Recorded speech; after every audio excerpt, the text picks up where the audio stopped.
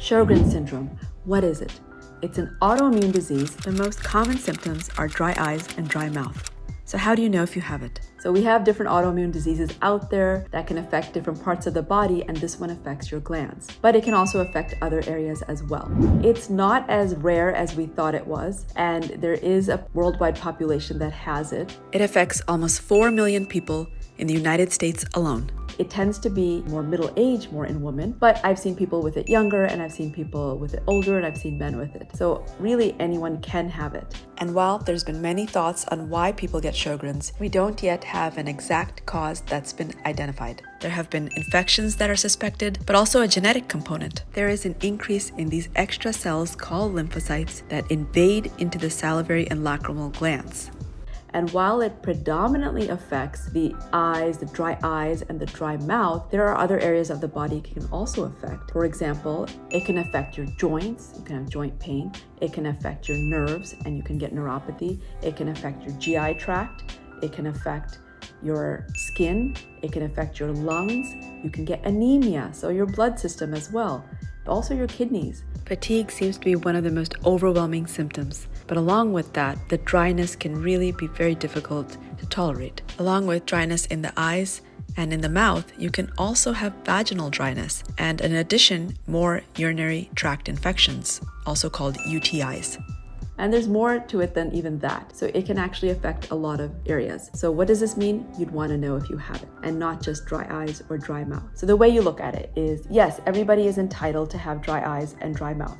But if you've had severe dry eyes for more than a few months and you're taking eye drops like multiple times a day, and you go see the eye doctor and they're like, yeah, they're pretty severe looking, and I want you to try these other drops that are autoimmune eye drops. Sometimes that's how we figure out somebody has Sjogren's disease, is the ophthalmologist will send them to us because of the severity of their dry eyes. Some tips for dry eyes are: use preservative-free drops, basically drops that don't irritate the eyes further. Blink frequently when you're looking at a screen. Use a humidifier in the rooms where you spend a lot of time. And don't have a fan directly aimed at your eyes, whether it's morning or night, because that can definitely dry them out. Very important is that you don't smoke, and don't go near secondhand smoke either, because that can definitely irritate the eyes. Another way people present to us is if the dentist sends them over, because they'll say, there's a lot of cavities in your mouth and it looks like your hygiene is okay, but I don't know why you're getting more and more of this, and there's tooth decay.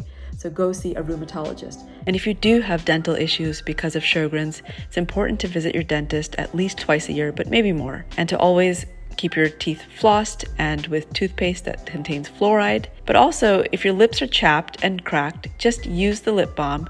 Make sure they stay moist. Avoid sugary foods and sugary drinks, and keep a glass of water nearby, but take small sips, not full bottles at a time, because that won't help. So dental issues that are frequent are a way for Sjogren's patients to get identified. Or the other way is you have complaints that are kind of hard to put a finger to, maybe some pain in your joint somewhere, maybe a lot of fatigue that's new, and your primary physician will check some blood markers and say, oh, there's something going on here. Maybe a test called the ANA was positive, or maybe something else off in your labs like inflammation markers. Go see a rheumatologist. So this is kind of how we tend to meet people. And once we meet you, we want to kind of establish whether this really is Sjogren's or not, because there's other causes of dry eye and dry mouth. Dry eye is very common nowadays with allergies, allergy medications, and screen time, for example.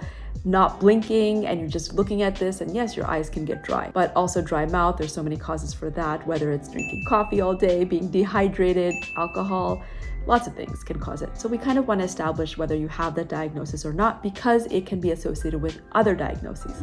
So what would a rheumatologist do? Well, first of all, they want to see what your blood markers are. And they generally tend to get a lot, because Sjogren's syndrome also can travel along with our other conditions, whether it's lupus or rheumatoid arthritis, or it could be its own process, which is called primary Sjogren's. So if it travels with our other autoimmune diseases, it's secondary Sjogren's, or you could have primary. What's the difference? For you, probably nothing, because we treat it the same. However, if you have more than one, we'd want to know, because we have to look for other factors. For if we're treating you with a medication, we want to make sure you're not likely to have a different autoimmune condition and trigger it somehow with our medications. So we check the antibodies, and most of the time people are positive with either an SSA or an SSB antibody. There are some people who are not. What do we do about them? Well, we kind of want to know, like I said, whether or not they have this condition or it's something else. So we may send you over for a biopsy, either a salivary gland biopsy or even a lip biopsy, which can be invasive, right? They're taking a piece of tissue. However, it's not a huge procedure, but just something so we know if you have that definitive diagnosis. The treatment you can start, it's not usually terribly risky. However, we want to know what the diagnosis is because there are other medications that are coming out. There's all these clinical trials going on. Are you a candidate for them? If you're very miserable, you may want to consider those. And we really can't unless you have this established diagnosis. Side note, there are all these companies out there that say this can test if you have Sjogren's. They're not necessarily validated. So save your money. So see a rheumatologist and see where you fit in all of that because you want to know if you have it or not. Or maybe you have something else that nobody's even looking for. So it's good to know.